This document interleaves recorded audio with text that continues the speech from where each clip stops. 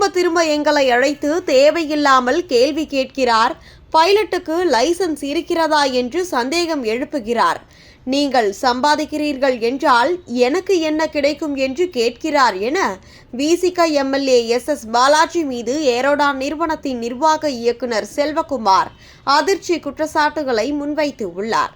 நிறுவனத்தின் தினசரி நிர்வாக செயல்பாடுகளில் அரசியல் தலையீடு தொடர்ந்து நடைபெறுவதாகவும், சட்டப்படி அனுமதி பெற்ற செயல்பாடுகளையே சந்தேகத்துடன் அணுகி நிர்வாகத்தை முடக்க முயற்சி செய்கிறார் என்றும் செல்வகுமார் கூறினார்.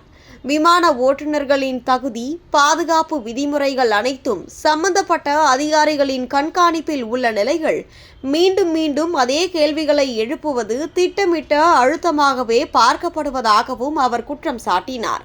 குறிப்பாக நீங்கள் லாபம் பார்க்கிறீர்கள் என்றால் எனக்கு என்ன பயன் என்ற பேச்சு தனிநபர் நலன் அரசியல் அதிகாரத்தின் மூலம் முன்னெடுக்கப்படுகிறதா என்ற சந்தேகத்தை ஏற்படுத்துவதாகவும் தெரிவித்தார்.